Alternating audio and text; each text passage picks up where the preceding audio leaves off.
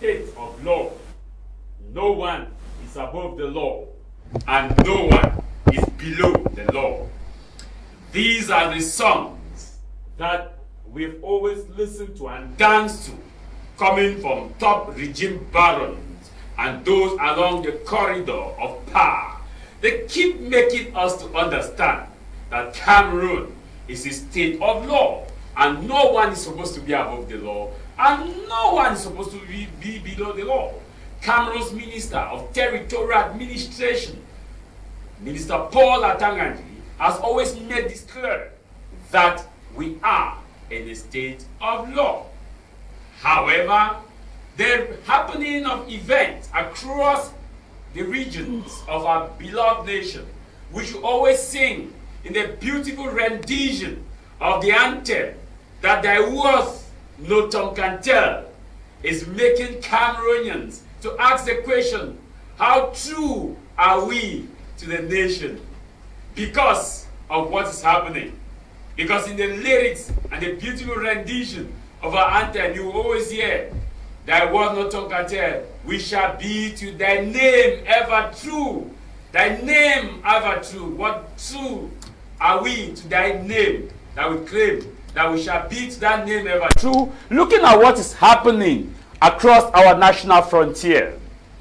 Over time, things have been happening across the nation that the civilians who ought to be protected are caught between the devil and the deep blue sea and asking one simple question. When your protector becomes your terminator, who do you run to for justice? When the oppressor when your protector chooses to work with the oppressor, where do you get justice? We've had several and numerous examples of these cases. Recent is that of Barrister Tamfu Richard, a human rights advocate who have always been firm on fighting for justice and fighting that the Constitution, which are voted at the upper house and the lower house, should be respected, that we must respect the Constitution. He was brutally beaten, thrown in behind a pickup by those that ought to protect him, by those that ought to ensure that you are found innocent until proven beyond any reasonable doubt. And that is why in a state of law, for you to be arrested, there are two things. If you are arrested without a warrant, it means it is done, the crime you committed, it is flagrant delicto, meaning that you are caught committing a crime red-handed. That's what we call law flagrant delicto. The second is that if you are to be arrested, if it's an issue that happens to deal with state, which is a treason or a treasonous offense, you can be arrested pending a warrant showing your arrest. And this warrant must be signed by competent authority. And that is why, during the period of the arrest, your warrant is presented to you, and the reason why you have been asked to be arrested is stated there, and you are also made to understand that you are under arrest. You have the right to remain silent, because anything you say or do will be used as an evidence against you in the court of law. You have a right to an attorney, or a lawyer in this case. And if you don't have one, the state will provide you one. That is how in normal country it's supposed to be done. In any legal system, any state that prides itself to be the law. But what have we been seeing over the years? We've been seeing abduction, arbitrary arrest of citizens who stand and sing the anthem and stay true to the value of our fatherland. Deep endowment, we say forevermore. And that's why many Cameroonians are asking the question, those who carry out such act, when they sing the anthem, which is supposed to be the fabric or the reminder of the value they should hold whenever they sing it, do they sing it for a melody, or they sing it to remind themselves of what they ought to do and must do to protect our nation? Samuel Wazizi case is another issue. As we speak to date, We have not had the final release of the communique or a statement of the Commission of Inquiry that was given or was announced by the head of state that an investigation should be done and that Commission of Inquiry be set. Till date, Wazizi's corpse has not been handed to the family, nor has it been presented to the public to know whether or not it's still there. Till date, the commission has not given us feedback as to what happened. Was Wazizi tortured or not?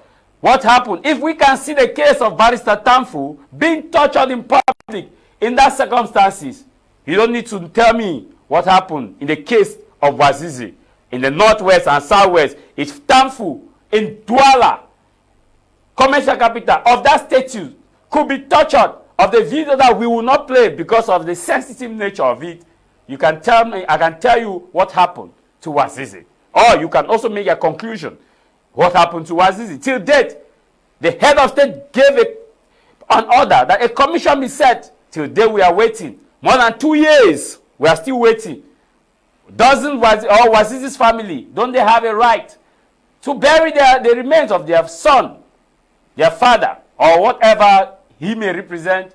Keep that aside. The recent issue of Longue has also resonated that same concern about those who ought to be protected. And the numerous reports that we have been hearing from the videos we have been watching from the southwest and northwest region, where people are being tortured by those who ought to be those who ought to protect them, who ought to say, hey, come here, pass here, get this clear, that we have beautiful men and women who are doing professionalism within that same corps, who are protecting the innocent, who are fighting so hard to ensure that those who are not guilty be protected and those who are guilty be judged according to the law. We have this set of people. However, there's also another set. The question is, when commissions are formed, members are not presented to the public and reports are not given, what mentality are we giving to the common man? The mentality is that some people are above the law. Because in law, justice should not just be served, but justice should be seen as to be served, or to be seen as being served. That's what will give the confidence to the common man that some people are not above the law. Report of Longue is still pending. We also saw a video that came out showing how Willie de Paris was being tortured. We don't know when and how. We have also seen similar videos of several people being tortured. The question many are asking is, are we no longer in the state of law? Are some people above the law and some are below the law? When commission of inquiry are formed, is it to kill the matter and to elevate those who are above the law? Or are we still in the state of law? This is House of Commons with me, Tah Mai Javis.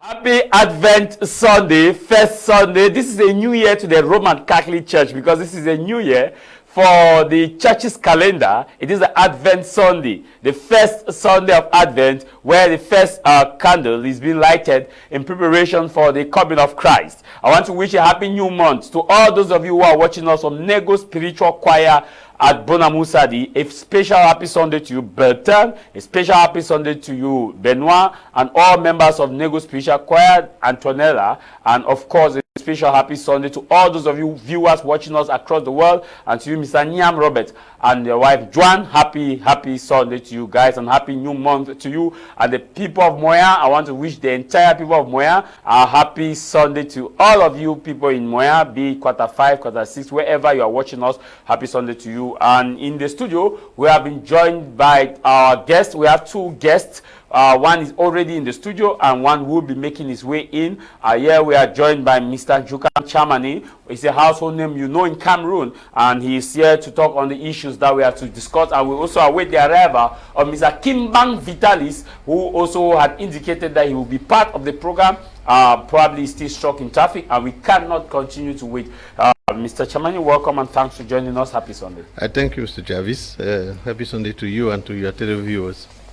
It's a privilege to have you. It's been a while. It's a pleasure to always be here. You know, I travel a lot. I'm all over Africa, in Burkina Faso, Niger, and Mali, where some very interesting things are happening recently. And of course, we just recently had a recent development within the Sahel with Chad and Senegal. Yes, it's extraordinary. I think that Africa is moving ahead, but Cameroon seems to be stagnating for the time being. Before diving straight to the topic of today, I just want, since you are a Pan-Africanist, you have an understanding of what is moving around that belt in the Sahel region. Were you expecting the Chad's communique from Chad, especially from Chad, from Déby, distancing themselves from French military bases? Well, you see, what's happening is that I always say concerning Cameroon and concerning every other country that people always only get the government that they deserve. In other words, when there is a strong push from the masses for something to happen, then the government, no matter how dictatorial it may appear to be, or illegitimate as it may appear to be, that government is forced to pay lip service to the will of the masses. Yes.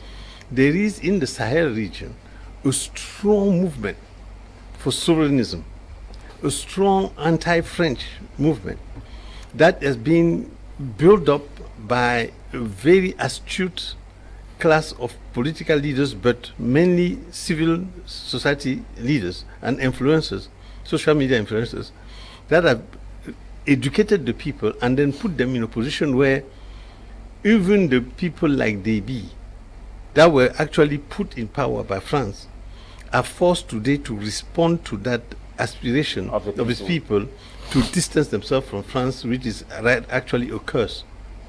France is a curse to Africa. Thank you very much. We'll move straight to the topic today. We are looking at the torture of Barrister Tamfu, and also this torture is not isolated. We have had series of issues like that, and they are arbitrary arrest. At one point in time, you yourself, you have been arbitrarily arrested. When we look at this situation, where is the place of law? Are we losing the fabric of this nation? Well, Javis, I always like to go down history lane to the beginning of the creation of this state, the Republic of Cameroon. Because when you know how somebody is born, then you can have an idea how that person will grow up to be. Cameroon was created in 1950. The Republic of Cameroon was created in 1957 by a decree of the French government. 1957. 57. What is called the State of Cameroon. And that State of Cameroon that was created was rushily created to undercut the Cameroonian nationalists that was fighting for true independence. So France created a quick neo-colonial French-controlled state and then handed it over to its stooges of those days. And it is that state that has survived until today, because Mr. Biya joined that state in 1962, as a chargé de mission at the presidency, and then, move on until he became president and then stayed president forever, 42 years now. Counting. So what is the nature of the state? I keep talking, because every time there's a debate on the form of the state, I keep saying to people, before you worry about that has been put in place by those foreign powers. And the Republic of Cameroon has been violent from day one. That is, throughout the period from 1955 to 1970, they went around killing people. And I don't want to go so far back, and then I just go, there's even in 1991, Mr. Eboa, that was a former Minister of State, was arrested and beat down the street, like a child. I mean, the man was about 67 at the time.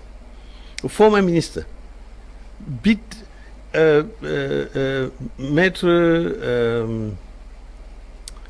former barrister also was among them, Maître Chungang. Yes, he was arrested, he was beat. And he said, Kane, that was, a political, significant political leader at the time. He was also beaten. Was beaten right there. Down on the street, they were just arrested like just vulgar thieves and then beaten up right there. Even thieves, by law, they shouldn't be beaten like that. But, so it is almost a tradition. That's what had led us to create in 2001 the Collective Against Impunity that actually filed a lawsuit against Mr. Paul Biya and then the people, his top officials. That is down the line, that is, it was him, then the General Secretary of the Presidency, then the Minister of Defense, then all the people down to the generals and stuff like that, because the problem, the reason why they continue to act that way is because of a sense of impunity. And that sense of impunity, I'd like to let Cameroonian people know that you should take the name of that person and then the people that are right above him. The immediate collision. Yes, those people, those high officials that give order to beat, because it's not the guy that, it's not sergeant chef or caporal, that's those low level people that decide on their own to beat you. No, they have minimum lieutenant, a captain or colonel that tells them, go ahead, beat him, and then nothing's going to happen to you. These people can be sued, trial, if not in Cameroon, outside of Cameroon. Cameroonians need to know that. And we need to terrorize them, because these are people that are usually thieves. I would not blame all the people, just like you did. You were circumscribed. There are some good people in the army, in the police, in the gendarmerie. But those rogue elements need to know. Face justice. Because usually those brutal people are also involved in corruption. And then when they get their money, they go outside of the country to enjoy life.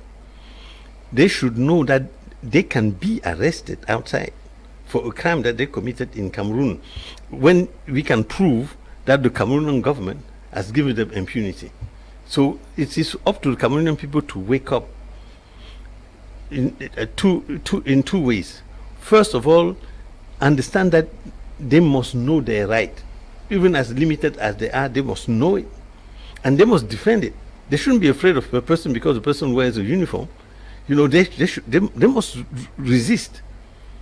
And the second thing is, those of them that can take matters out of the country should know that there are instruments that they could use indeed to take those people to account.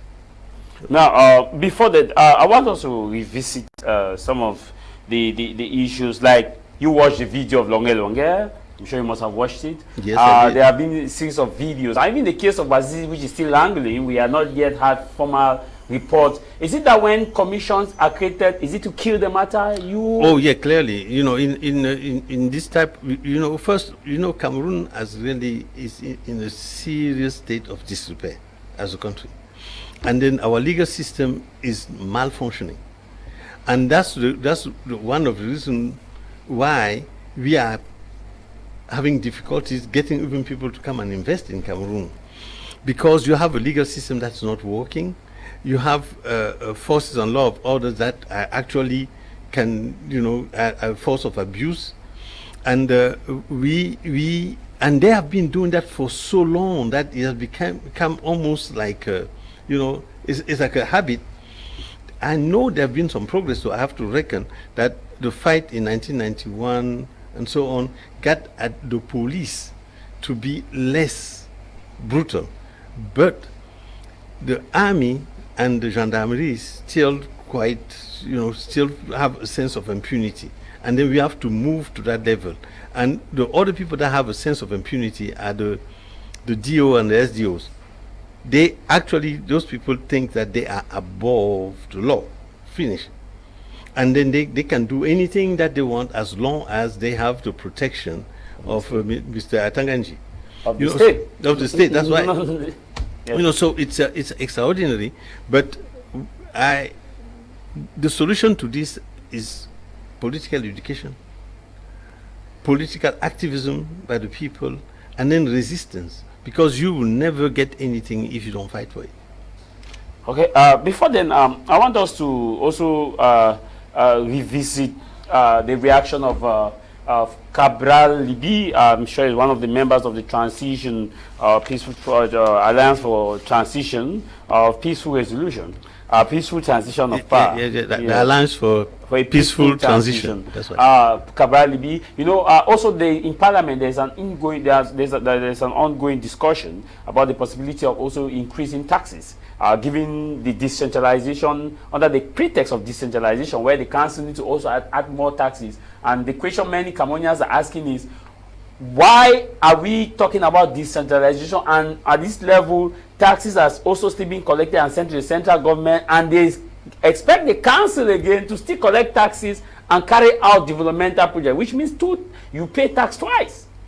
It is extraordinary. I had a meeting with I live in Bonaberi, and then I had a meeting with the mayor of Bonaberi, Douala Fort.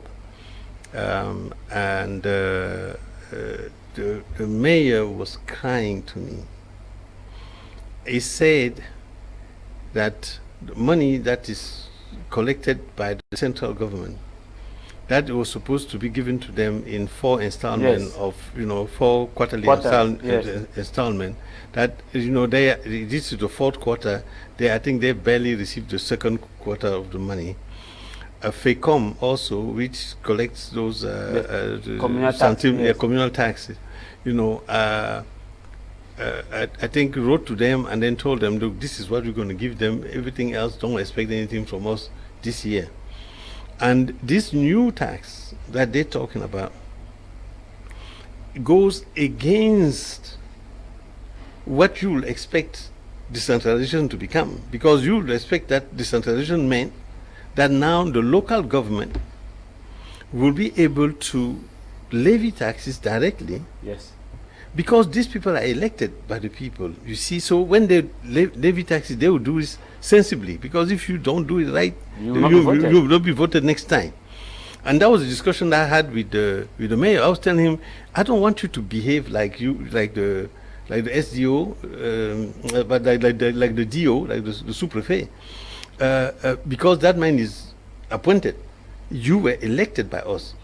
And then he said, I really want to do that, but the law as it stands, even those small taxes that we were allowed to collect by ourselves, they are about to change the law now so that it is still collected by the central government. And then we know that once they put their hand on money, we will not get it, we won't be able to work on it. I do not really know what is the cancer that is just digging the Cameroonian state, but the people of Cameroon have to do something about it. Now, what can the people do? Because we're experiencing a situation where many people out there are still not even aware about the fact that the price of basic commodities have increased, and now we are coming to add to the burden of the common man, where we don't have roads, we don't have adequate electricity supply for businesses, we don't have the good health system is also in a questionable situation, and if you look at the education system in itself from the state perspective, still need a lot of work to be done. Well, look, I am on television, and then I can only appeal to people to legal means of changing a government. If you're not happy with the government, the elections are in 2025. I am appealing to all Cameroonians to go and register to vote, and then to be able to protect their vote, because that's one way. It's not the only way, but that's at least one legal way that you have of expressing your dissatisfaction with the CPDM government. Yeah, I want us to move to the video of Cabral Libi reaction to the discussion about the new tax system and also the torture of Barrister Tamfu Richard. When we come back, my guest here in the studio will react to it. I still am waiting for Mr. Kimbang, who is also one of those that indicated that he will be here for the program. He has not yet made his way to the studio, and yet we don't know the issue. But let's get to that and before we come back.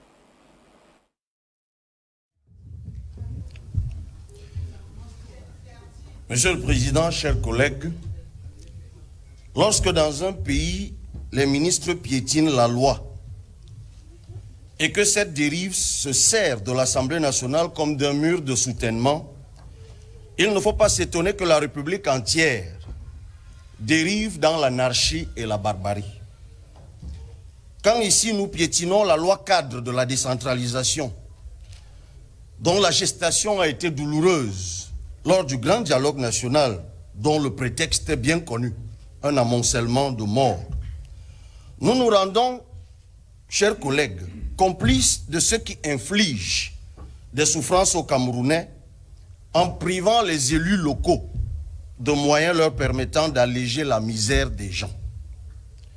Lorsque nous consacrons ici l'impunité suite au piétinement de la loi qui demande un simple respect des délais de communication des textes budgétaires dans notre pays, foulant aux pieds l'autorité de la plus vieille institution constitutionnelle, la seule qui existe depuis 1946, il ne faut pas être surpris que les gendarmes dans la rue et les policiers veuillent faire de la purée avec les avocats du barreau du Cameroun en les piétinant comme des bêtes sauvages. Tiens, le 18 octobre 2024, un inspecteur de police détaché au parquet des tribunaux de Bafia a agressé sauvagement Maître Paul Assiene à Boyoyo, lui a arraché la moitié des dents et l'a plongé dans une incapacité de 70% selon le certificat médico-légal. Le 19 novembre 2024, c'est récent, Mohamedou Awalou, jeune transporteur sur le corridor Douala-Bangui, a été abattu d'une balle en pleine poitrine, sans sommation et à bout portant. Depuis le 27 novembre 2024, hier, le monde entier est transi d'effroi devant les images devenues virales d'une rare animalité. Un gendarme, sans le moindre scrupule, qui s'offre un spectacle public en piétinant avec furie le cou, je dis bien le cou, d'un avocat du barreau sans défense, dans la rue, devant des passants groggy de frayeur. George Floyd a été assassiné comme ça aux États-Unis en 2020. Le scandale de l'artiste Longue et les mises en garde du secrétaire d'État à la Défense n'y ont rien changé. Nous portons nos écharpes ce matin parce qu'au sortir de cette plénière, nous allons au CED pour lui exprimer le ras-le-bol du peuple. Messieurs les membres du gouvernement, si la loi cadre de la décentralisation de 2019 ne vous convient pas, abrogez-la. Vous avez ici une majorité servile, quelques-uns s'expriment d'ailleurs là, que vous pouvez piétiner comme vous voulez. Pourquoi vous vous échinez même à écrire des lois? Fermez une fois l'Assemblée nationale puisque tout vous est permis. À l'article C53, le projet de loi dispose que les tarifs par zone de la taxe foncière sur la propriété immobilière, la TFPI, seront fixés par un texte particulier. Il s'agit d'une violation flagrante des stipulations de l'article 26 de la Constitution que voici. Sont du domaine de la loi la création des impôts et taxes et la détermination de l'assiette, du taux et des modalités de recouvrement de ceux-ci. Mais évidemment, la Constitution représente quoi pour vous? Que du papier. Vous pouvez la piétiner comme vous voulez. À l'article C149, vous décidez enfin de régler définitivement vos comptes avec la dotation générale de la décentralisation. Vous tracez les contours des fonds répartissables. Les exclusions consacrées dans l'assiette de la DGD peuvent d'ailleurs, à nos yeux, trouver une justification technique acceptable. Par contre, ce qui retient notre attention, c'est l'exclusion des opérations d'ordre. Vous faites donc enfin un aveu qui devrait pourtant vous obliger à changer d'orientation budgétaire. L'opération d'ordre, pour rappel à ceux qui bavardent là, est une opération de trésorerie d'un comptable qui n'a pas encaissé de l'argent liquide, mais qui doit constater une recette sur la base de simples écritures. C'est le cas de ce qu'on appelle la retenue à la source des impôts. Dans la commande publique, l'État, au moment de payer les prestataires, retient les impôts à la source. Mais c'est une opération à somme nulle, puisque c'est le payeur qui prétend percevoir au moment de payer une partie de ce qu'il est censé payer. Pourtant, ce qui est judicieux, c'est de payer totalement les prestataires, afin que l'argent ainsi payé circule dans l'économie et génère une valeur ajoutée qui va payer l'impôt plus tard. La création de richesses ne peut découler que du versement total des prix des marchés publics aux mains des fournisseurs de l'État qui en retour se doivent en fin d'année de déclarer l'ensemble de leurs revenus intégrés au circuit économique pour générer les bénéfices imposables. C'est comme ça que le gouvernement lèvera les fonds devant renflouer la DGD. Or, la retenue à la source préempte le bénéfice en entravant la circulation monétaire ou le ruissellement. Mais en même temps, c'est l'État qui crée de nouveaux impôts et augmente des taxes qui pèsent sur les petites, les moyennes entreprises et les ménages.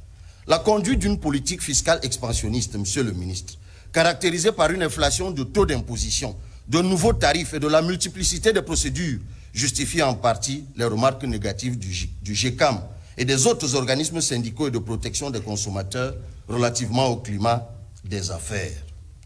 Le croc en jambe que cette loi fait aux petites entreprises va renforcer cette opinion. La vérité, monsieur le ministre, c'est que cette loi sur la fiscalité locale n'est ni plus ni moins que du banditisme politique. Vous utilisez les communes et les régions comme des faire-valoir. Vous vous en servez comme prétexte pour créer de nouveaux impôts et pour augmenter d'autres taxes. Ça donne l'apparence de création de la nouvelle ressource, quelqu'un le disait tout à l'heure, mais en réalité, ces ressources vont juste rentrer dans le circuit gabégique habituel et surtout asphyxier les petites entreprises et les ménages. Quand la taxe d'abattage d'une tête de bœuf passe de 1 000 francs à 2 500, celle d'une tête de porc passe de 400 à 1 500, celle d'une tête de mouton de 250 francs à 1 000 francs, celle d'un coq de 0 francs à 250. Je ne parle même pas de l'impôt du timbre communal qui passe de 200 francs à 500 francs. C'est quoi le but? Si ce n'est de provoquer l'augmentation des prix en fin d'année et l'aggravation de la pauvreté des gens. Ce que les mairies, les communes et les régions attendent de cette réforme, c'est le respect de la volonté du peuple en permettant aux élus d'avoir les moyens de régler leurs problèmes. Mais cette loi durcit plutôt la caporalisation des ressources par l'État central. La vérité est simple. Vous ne voulez pas la décentralisation. La centralisation dont font l'objet tous les impôts communaux aux fins de péréquation n'est pas juste dès lors qu'elle n'apporte pas un réel privilège de distribution pour la commune d'origine de la recette. Je fais une petite illustration pour sortir. Le produit de la redevance forestière, monsieur le ministre, la redevance annuelle, qui arrive dans les caisses du trésor public, est partagé entre l'État qui récupère 50% et les communes qui s'en tirent avec le reste. Mais en réalité, la quote-part de 50% affectée aux communes est répartie comme suit en vertu des dispositions de l'article 243 du Code général des impôts. 10% de 50% pour les services fiscaux de l'État au titre de l'appui au recouvrement. Vous avez dit niet aux collègues de la Chambre, de la Commission, qui vous ont dit de baisser ce pourcentage.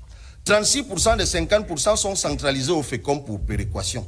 54% de 50% reviennent aux communes de localisation du titre d'exploitation, soit en réalité 27% seulement.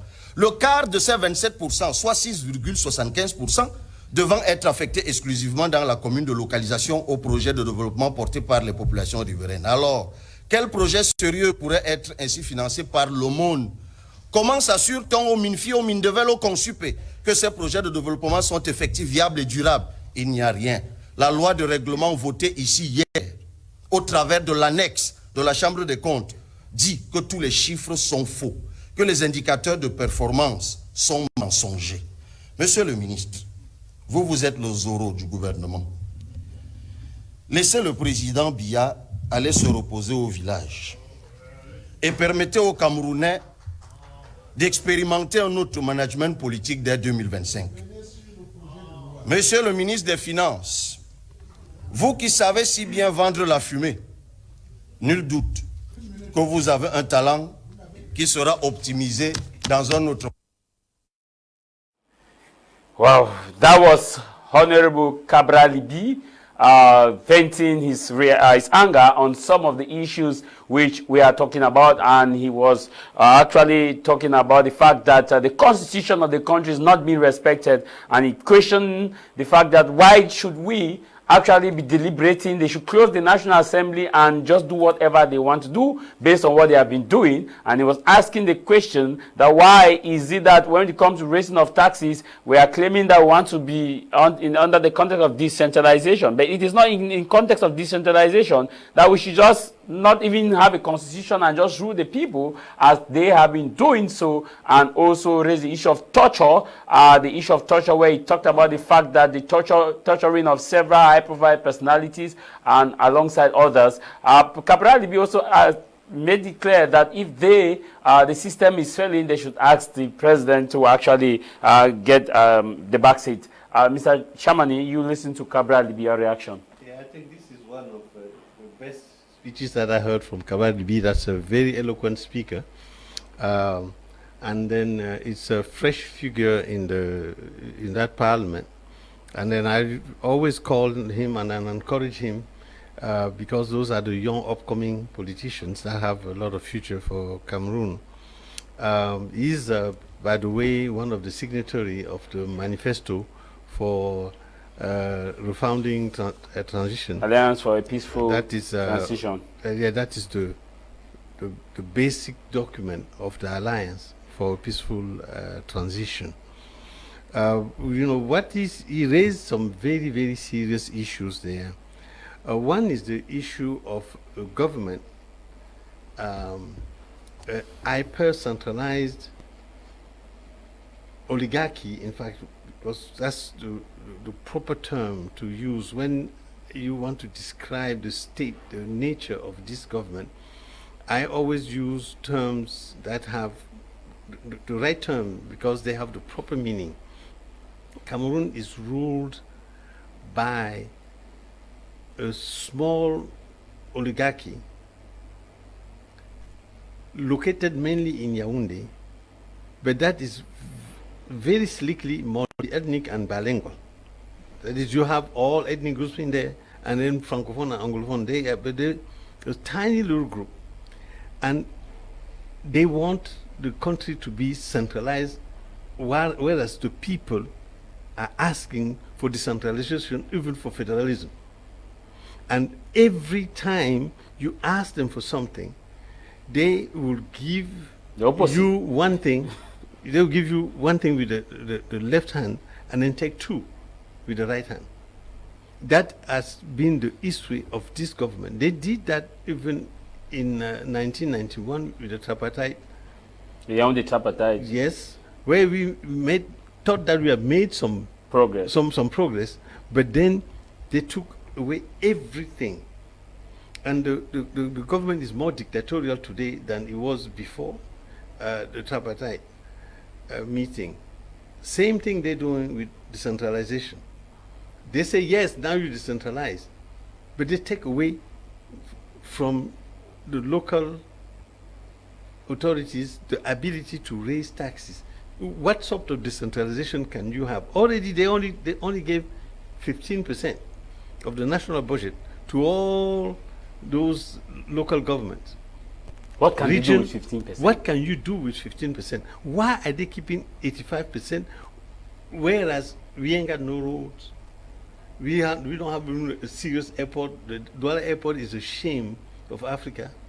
We don't have hospitals. We don't have anything. So they take this money. The electricity itself is epileptic. Some villages have not been able to have electricity till date. It's impossible. Mr. Chairman, before you continue, what are they doing with 75% of the budget? If the entire divisions and regions are decentralized, what is the central state doing with 75% of the budget? That's a question to be asked. But I believe that what you have there is a bunch of thieves, people that are using governmental position to enrich themselves, and then therefore they will do anything. They are ready to do anything to keep that flow of money coming into one single direction, Yaoundé. From there, they just split it among themselves, and then laugh at the people, while those people are suffering. All of this, I keep saying, it's the Cameroonian people themselves. We are accepting it. We let them do it. They provoke us. We don't respond. we have to use this 2025 to do something about it. It's very, very important. Torture, we already talked about torture before. He said, but you know, those local taxes, for me, is a scandal. You give to the local council the authority to develop locally. Then you take away from them the ability to raise even the little taxes that they could raise before. It's, I don't know, it's just going backward, you know. Now he raised another issue, and he said that if that to him, he see no reason why they should even be discussing the constitution, that they should close it. Do you agree with him? Yeah, I agree with him, because what we have there is not a National Assembly. It's what they call a chambre d'enregistrement. You know, because what happened is that the CPDM parliamentarians, who are usually not well elected, they can help them to get elected, go there, and then everything, this National Assembly, there is, I don't know how to say it in English, but there are bills that come from the floor. Yes. And those that come from private the member bill. Private member bills, and then yes, the one that comes from the government. Since 1992, there have never been one private member bill that went even to the level of debate. Not one. Every single one of them have come from the government, and then because of this obese majority that the CPDM has, it passes, even if it goes against the constitution, because those guys, they don't read. They just wait, and then they just, you know, they go and stay hotel de député, eat food, they have a good life. They paid 1 million a month, then plus they have this for cars, they have that, and then they just live good, vote the way, if everything the government put tables, they just vote for it, and then that's it. Okay. And then, you know, so we have to get out of the joke. We do not have a National Assembly. We don't have a democracy in Cameroon. And then our constitution is just a piece of paper that nobody respects in this country. I mean, at least the people that are ruling the country at this time. We'll be coming back to you. Let me take on the message. We'll move to part 2 of the topic. Our producer can switch to part 2 of the topic, where we're looking at the political transition and opposition coalition. What must be taken into consideration? What must they consider, opposition parties consider, before they come into coalition? Let me take on some messages. Good afternoon, Mr. Javis, and to the panelists in the program. Kudos to you, Mr. Javis, for the great job you are doing to see Cameroon be a good one after this system. This system has put Cameroonians down, and if care is not taken, we will be worse more than this. Remember, before the advent of the Anglophone crisis, a divisional officer of Nchupichem by then ordered the arrest and torture of the citizen of Bangolang, and even with the eventually tortured of a pregnant woman who lost her pregnancy, but nothing was done until the former Honorable Member of Parliament, by then Wilbur, Saw constituency, went down the scene and was also threatened. He addressed the Parliament sitting and nothing was done. Do you think the case of Longue, Wazizi, and Tamfu will yield enough solution to solve this problem? No, Cameroon is in a verge. No, Cameroon is in a verge of a serious dash. I don't want to use the word because I may be misquoted that I'm the person that said it. Cameroon is in a serious dash that if care is not taken, power haven't been over-centralized in a few politicians of individuals that think they can really manage this country.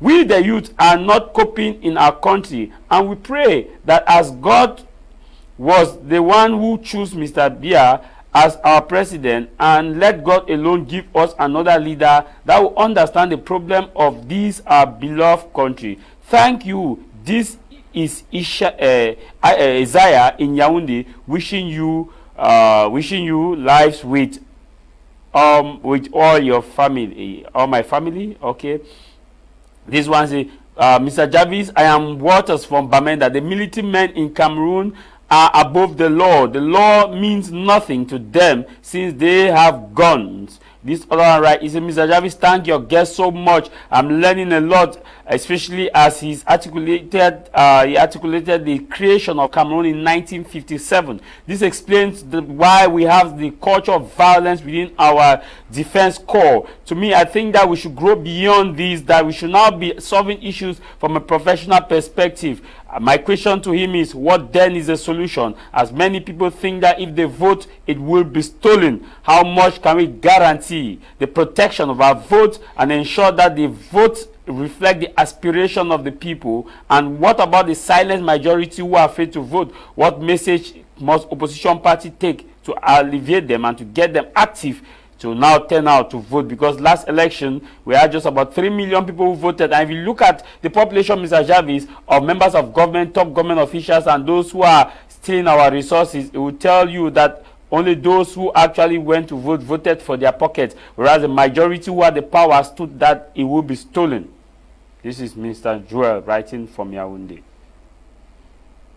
This other one, it says, Bless from Boya writes, good afternoon, Mr. Tah Mai Javis, and to your fellow panelists. When you listen to a learned individual talk, you pay attention. I've been shaking my head with acknowledgement of his brilliancy. These are the kind of panelists we need on your deck, sir. Thank you very much. Mr. Chairman, you wanted to react to the message? I really want to react to the one message Joel, there. That talked about what to do about election. He raised a serious problem, and then that goes to, I'm afraid to repeat myself, but I'm a teacher, you see. I'm not afraid of repetition. 6 million year in, year out, almost past since 2011, Eleka manages to register only about 6.5 to 7 million Cameroonians. Of those 6.5 to 7 million, only 3.5 million bothered to vote. Yes. Out of those 3.5 million, CPDM has a solid 2.5 that they control. That is, they can call their names. Yes. And 3 million people do not after registering, do not bother to go and vote, which tells you what? That somehow the Cameroonians have become so disgruntled that now they have become suicidal almost. That is, they make decision that goes against their interest, because those 3 million people that do not go to vote, if they went out to vote, I'm not even talking about those that did not register, because there's 5 million people out there that do not register either because they didn't want to register or because Elekam put some difficulty on their path. But those that managed to register, they do not, 3 million of them do not go and vote. Now, I don't blame them 100%, but because opposition, the division of opposition makes it difficult sometimes for them to know behind who to throw their weight. However, I would say to them, if they divided, raise your political awareness, because all of them are not the same. Pick somebody, because there are good opposition leaders, there are bad ones. And the fact that there are many shouldn't confuse you. You should learn to distinguish and then develop tools of analysis so that you can read between the lines and then choose the right leaders. I want to also use this occasion to address Cameroonians that are living under the very stressful situation in the northwest and then southwest region, and tell them that the fate of Cameroon is in their hand. Change of Cameroon cannot occur if there's no vote from the northwest and the southwest. And it is my considered opinion that the government of Cameroon is maintaining the war in that region to stop the people from voting them out. And then I'm saying to the people, I'm even speaking to the Ambazonian, I'm telling them, you know what? You try the arms He has not worked yet. Maybe he work tomorrow. But I'm telling you, you leave the people alone, let them come out in droves and then vote against this government. Because they will not be able, if the Northwest and the Southwest does not throw their weight against this government, the government will But win. Mr. Chairman, the government says that they have tried everything to restore peace in the Northwest and the Southwest, that they call for the Grand Measure National Dialogue. They gave a special status. They created a disarmament and demobilization for people to drop their arms and willfully give peace a chance. And they have been sending elites to the region. So actually talk to those who are disgruntled, who have arms, to drop the arms, that the aspect of effective peace in that region is now for those who have been who have picked up arms to drop the arms, that the government itself is not maintaining the status quo as you are insinuating. Well, you have to read everything at the first degree, then at the second degree. At the first degree, that's what the government says. And then at the first degree too, I've been, even from the beginning, among those that said that the people that picked up arms did not do so with, they did not think out properly what they did. I said here, and then I'm not afraid to repeat, that in 2016, because I reside in South Africa, there's a strong group that was in South Africa. They had a meeting on their way to Nigeria and called me in and then asked me what I thought, because they know that I love all Cameroon, and then I understand the disgruntlement and then the seriousness of the problem in the Northwest and Southwest, and then believe that those problems have to be solved, and then solved seriously. And then they came to me and then they said, we are considering taking up arms.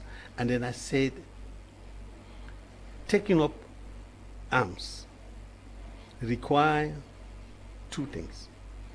One, that you have trained a military cadre. Second, that you have trained some civilian people that can control those military. If you don't have those two, these arms, what you end up doing is giving weapon to thugs, and then this thing will turn into a bandit operation. Taking up arms against an illegitimate government is a human right. It's clear. It is written everywhere. That is, if a government violates the rights of the people have the right to rise against them. To self-defense. Yes, to self-defense. That's clear. There's no question about that. So I'm not sitting here saying I'm a pacifist or anything. However, once you decide to go that route, you have to analyze the forces properly. You have to make sure that you're prepared and that you can protect the people that you claim you want to defend. So once you don't do that, historically you are wrong. Because today, the situation in Northwest and Southwest is worse than it was for the common man. Which means that it ought not to have picked up arms. They should not have done it. That is clear for me. They should not have done it. The second thing is that the goal of the fight, I told them, if you want to fight for something, you need to always check your numbers and try to have a lot of support by raising the problem as Anglophone against Francophone and cutting up of Cameroon. It was clear that they will have already 80% of the country that will be like, not necessarily against them, but be like, we cannot show. We don't want to divide. We didn't mean, we understand there's a problem, but damn, you're going too extreme, too far. But now, second degree, I believe that yes, indeed, there might be still some elements that have arms, but I do know also, because I know power. I've been around president, not here in this country, but in Burkina Faso, in Nigeria. I have friends, and then I've been advising them, working with them, and everything. Once a civil strife starts, money starts flowing in a certain direction. So those generals, they get money, then the intelligence services, they get money, then the governors, the local DOs, the administrations. SEO, all of them, to fight against The the insurgencies. terrorism. And then before you know it, there's what they call économie de guerre. Yeah, the economy of war. Economy of war. And it becomes now, people start making money off that war, and then they will do everything, I tell you, everything to keep this thing going. That's one aspect. Because from a military standpoint, the ambassadors have been defeated. There's no question about that. I mean, all the big names that were making noise, making stuff, they're all dead. So who's fighting against whom again? If it's not somehow the militaries are themselves are just kind of keeping those things. I mean, everybody that travels, they can tell you the level of complicity that exists now between, the military on one side that are stopping you, getting money from you, and then 1 meter away, then you have some people that, again, they seem to be friends. I don't know.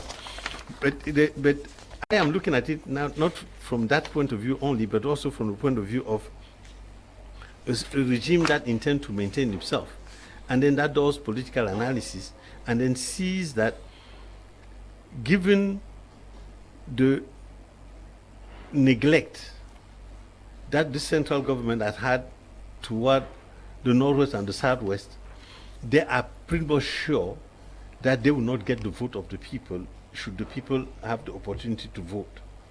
And then I'm saying to the people, please, let's organize a truce in October or whatever time there is that election. Probably September. Register heavily and then vote heavily against this government. Because I think the world has changed. It's not 1992 anymore where they could steal the victory of John Frundi with no consequence. I tell you, they try that in 2025, different things will happen. What has changed? France has become weaker. The Western world has lost monopoly of power. The world is multipolar now. Yes, we are not in the bipolar, we are not in the multipolar world. It is no more like what France decides for Cameroon and then gets the okay of the United States, it will happen. No, these things have changed. We can have partnerships that make sure that certain things do not happen to us after 2025. Okay, I'll move now to the second topic which we have indirectly entered, opposition coalition. Yes. Mr. Chairman, you were part of the 1992, I'm sure 1990, the 1992 presidential election? Yes, Yes. I participated. First of all, I started fighting even way before 1990. We were fighting at the time because Cameroon was a dictatorship, one single party dictatorship, and then we were fighting on the ground to try to get the government to open up and then re-legalize political parties. I keep saying that to people, we had about 5 on the ground political parties at the time. One was UPC, the other one was UNDPC of Bello. Then you had FPC of Gerandi. Then you had P2, that was a Pan-Africanist party on the ground.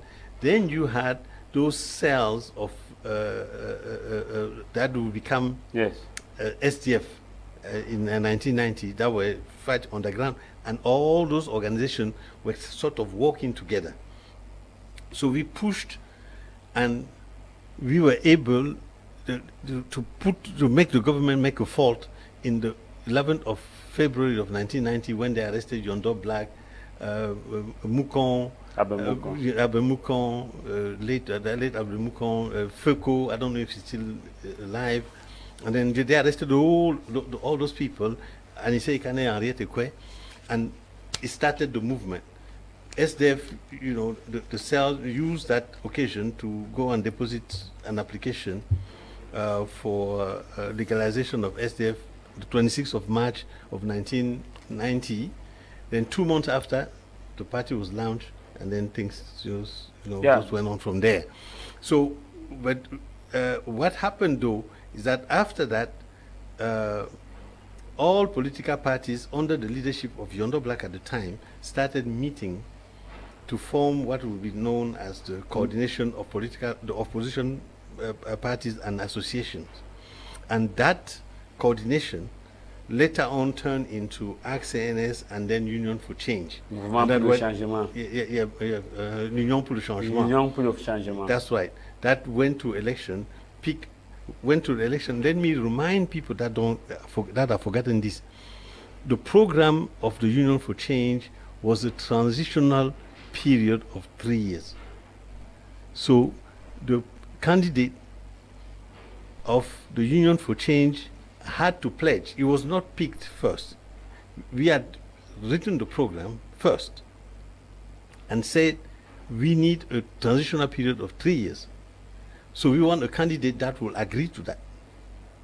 Because if we didn't put it for 3 years, it would be difficult to get all the other political parties to agree beyond one person. Yes. So we say, okay, this person comes in for 3 years, fixes the country, then a non-renewable term of 3 years. So that's why we were able to mobilize all those people, and now we went to election, and then it is my conviction that we won. That we had 39%. Anyway, the United States confirmed it. I mean, that really we won. And I want to remind the people, though, that when you look at the electoral card of Cameroon, you cannot get 39%. The people of change, if you take out the Northwest and the Southwest, you will never get 39%. Got to be in there. So in context now, the Northwest and Southwest, they are like the battleground. It is. The battleground. It is, like when you saw that election. Yeah, in the U.S. where you have Wisconsin as a battleground state, Pennsylvania as a battleground state, Arizona, yes. Which means that now in the context of Cameroon, the battleground state, it means that the winner must be able to take Northwest and Southwest. Yes. Then now you cannot shuttle between Littoral, which has a population. Littoral will always vote against the government. The West will always vote against the government. So those two is already there. But if they get those two others, then so you are sure to have at least 39%. Yes. If you are actually vibrant. Now, my question now I was going before they move into the question. You talk about the fact that it was a transitional 3-year transitional period, which they picked Nchupichem as their head in that 1992. Yes. It was first Cardinal Tumi. I have to remind people that it was Cardinal Tumi that was picked because the idea was to take a person that's not the head of a political party. Yes.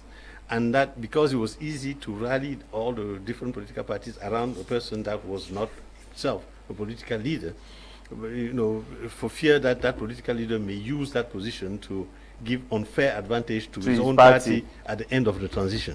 So that was the thing. Unfortunately, Cardinal Tumi, despite all the prayer, I mean, I saw the man, I even cried in front of him, but he said no, that he wouldn't do it. Yeah, because maybe it's the church's policy also. The church, maybe I don't know. Because according to the rule. But you see, I've seen in other like in Nigeria and in other countries, even in the Congo, during the national conferences. It was usually a priest that would come and then be the head. Yeah, we saw even in Nigeria there's a priest in Plateau State which is the governor of Plateau State. But I don't think that. No, but it's the a Catholic church. The issue is he was sanctioned by the church. That he has been sanctioned. Well, I haven't had the proof that late Cardinal Tumi asked the church, and I asked the church said no. But I will not go into that. Okay. He took his decision. I respect it. Now, but I wish that he took a different. Let me just look at what you talked about the transition. That was transitional government for 3 years. The similar thing happened in the Gambia. Yes. Where you have the current president was the transitional figure, but he ended up changing the system. Yes. What happened? But you see, that's a bad example. But there are some good examples somewhere. There's like in Burkina Faso, for instance, when Blaise was chased out, there was a person that came in for 1 year, and after 1 year, he organized an election. He left. So you have you may have those things, but the greatest determinant are the people. And then so you asked the question because I kind of went down the history lane like I always do. That's my tendency because I feel that the new generation need to know the history, understand it, because you cannot understand what's happening today if you don't know what happened yesterday. Yes. Now, why I go back there is because today we are faced with the same problem. We have the way the state of disrepair in which the Cameroon is almost like a house that is almost completely destroyed. You cannot fix it without touching the foundation. You see, when the house gets to a certain state of disrepair, you have to do a new foundation. And that's what we're calling. And then to do that new foundation, you have two things. You have to have a transitional period, and during that transitional period, you have to involve everybody. You know, you don't allow just one party to rule. No, everybody comes, and now we're just making a new foundation for a country, so that now from there we can build a better house for all of us. Okay. Now let's look at the upcoming election, opposition coalition. We are talking about this opposition coalition, which is coming at the eve of a period where many are expecting a peaceful transition of power. Yes. But I see that there is an alliance for a peaceful transition of power, which is ongoing now, which means that this alliance is probably looking at talking probably for a possibility of coalition, because I know that you know that winning an election as a solo now in Cameroon will be very, very difficult. It is impossible. Impossible. Any political party or any political leader that comes to the Cameroonian people and then say, I can win against the civilian on my own or on my sole merit, is a liar, and then shouldn't be taken seriously. I think he's a joker. You know, that's, you know, we have to build coalitions. Now, there is two approaches in coalition building. There are some people that want to build a coalition around an individual, a providential individual, a charismatic leader. It is an approach. I'm not here to judge it, but I can say that chances that it happens, that you can rally a whole bunch of Cameroonians behind one man, is very slim, because there's too many personalities out there. And then, you know, when you want to give the name of a person, you have some people that like him, other people that don't. So I advocate for a different approach. We need first to build a consensual program, like a transitional program. Then get the people, explain that to the masses of the people, the need for the foundation. And now, once the masses have taken ownership of that concept, then we look for a candidate that is more appropriate to carry that into the electoral process. In the meantime, though, and then I am happy to see that many groups are being formed. Ninja and Kamto has made APC. We are working now with about 20 different organizations into the Alliance for the Peaceful. Yeah, we have Mr. Jean-Pierre of UPC, Cabral Libi, PCRN. We have yourself. We have Billy Olivier. We also have Professor Koumvondor. We have Célestin Jamin. We have that Dr. Kut and Kot. We have also Abiba Issa. We have also Miyem George. We have also Dr. Anzana Florent. We also have Kute Malglory. We have Hama Gabdu Buhari. Buhari. You have Helen. You have Helen Esoka. Helen. You have Saden Olivier. You have Cam Julio. We have Etame. We have Dr. Aisi Yves Patrick. We have Esomba Atemenge Dieudonné. We have Ngujo. I may not pronounce it correctly. And then the last things we have Owonu and we have Mbulu. Yes, that's right. So about 20 people that have signed. You know, one thing that peaceful transition. Okay, yes. First, let me just say this thing before I go into this particular alliances, I would like to kind of give to your viewers a panoramic scene of the various coalitions that are there. There is, like I said, one that is formed around Kamto. For now, they have two political parties, and then their approach is that, hey, we have a charismatic candidate here. Everybody needs to just come and then be behind him. And then they are going for a 7-year term. So that's their approach. They haven't been too successful in recruiting because there's only two political parties that are in there. Then you have long-time coalition that have been there, Stand Up for Cameroon, that have about 7 organizations. That is led by Kawala. So that has the CPP in there, a certain faction of UPC, and 3 or 4 human rights, civil society organization. They are for transition, but they're not a member of ATP. Then you have Akeremuna that is trying to build something that they call Union for Reconstruction. It used to be in ATP, but he's kind of moved to build his own coalition there.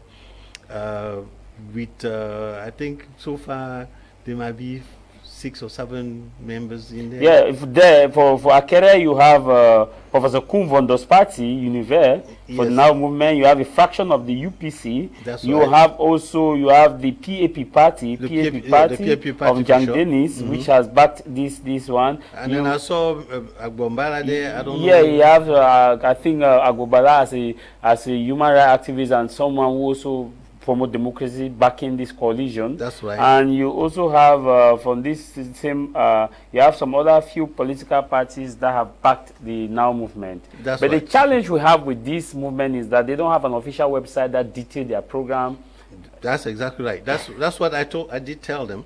I told Barrister Akeba that you cannot, I for one, and then most learned Cameroonian will not back anything that doesn't have a written document. So you'll go ahead and then take your time, do it, but you have to do it. And then it is in this regard that ATP is quite good because they have, they took the time to write a document that outlines the vision of the coalition, which is basically 4-year a transitional president for a 4-year term, non-renewable, a grand national dialogue, inclusive, real one, not the joke that happened in Cameroon. When you say the real one, Mr. Chairman, what do you mean? I say the real one, that is one where everybody is. Mr. Biya was not part of the dialogue. He sent somebody that's not been elected, the prime minister, to come there and talk. So what I think is that people have to be humble. If there's a dialogue, everybody has to be part of the dialogue. He's not God. He cannot put himself there and then say, hey, your children, go ahead and talk. Everybody should talk. Everybody, those that took up arms, everybody that is anybody should have the occasion to talk. And then, during that transitional period, it is not the program of any single political party that is put in motion. It is a simple period where one rebuilds the country. Yeah, because for what I see is that given the dilapidated state of Cameroon institution, the rebuilding transition should take place over a reasonable period of time, sufficiently to build a new foundation of Cameroon. The new foundation must ensure that the country's institution, sustainability, solidarity, and efficiency to validly meet their both objectives have to opt for a transitional period of 4 years. That's correct. And then during that transitional period, there are 7 refounding actions that you found in this manifesto. One is the refounding of the citizen itself. So it's very important that we shift the mental paradigm of the Cameroonian citizen during that period. Second, it's the rebuilding of our institution, that is building a sovereign and democratic state that is at the service of the people, because the state that was created by France in 1957 has not been serving the people. They serve themselves, the civil servants serve themselves, then they serve the foreign powers. The third foundation project is that of refounding the economy. You know, that is to lay the foundation for self-sustaining and prosperous economy, where we use our resources, transform them here, and then, you know, try to export. But one thing that's very important is that we have to have our own money. We cannot continue to work with the colonie française d'Afrique and then hope to have anything happening to our economy. Then the social refoundation here has to do with addressing issues of housing, education, health, and housing. Lay the basis. In 4 years, you will not do anything. You just create the type of environment that make those things possible after, you know, after the transition. Then the fifth one is the cultural foundation. We have to get Cameroonian now do not even have a Cameroonian culture. Cameroonian culture is not clear. Yeah, because if you ask what is the Cameroonian culture, nobody can tell you. This government has divided Cameroonian, make them feel that they're just a bunch of 256 different tribes going in all directions, whereas we are African people. We have a common culture. It is the duty of the government to bring those aspects of commonality of our culture and promote it through education. And then the last and the two last have to do with outside Pan-Africanism Foundation. Cameroon should play a fundamental role in the advent of the unity of Africa. The total liberalization of Africa. And unity of Africa. It's very, very important.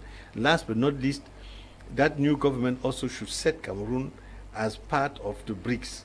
You know, rather the than BRICS nation. Yes, that is, you know, to go toward that multipolar world, you know, where everybody is respected, where there's peace, and then, you know, mutual respect, and, you know, the world.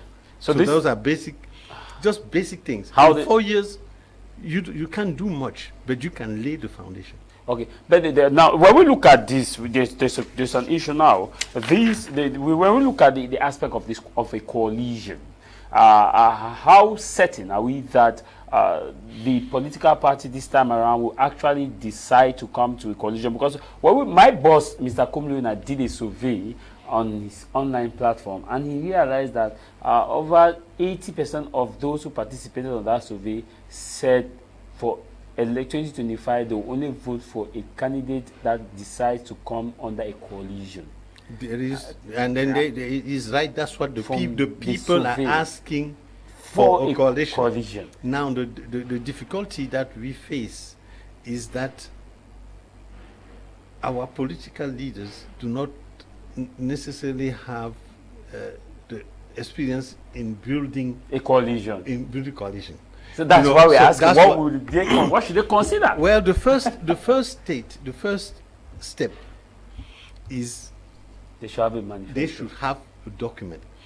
Let people now first have maybe 4 or 5 coalitions, but each coalition must have a document. Because once they have a document, 2 things happen. The first thing is that the person that signs the document cannot come tomorrow and then start changing. Then people can tell him, no, you're not serious. You sign this thing. You know, it's just like there's 2 members out of the 20, there's 2 people that signed. And now it makes that job very easy. To form a super coalition. A super coalition. And then we make it easy also to produce a document that the candidate,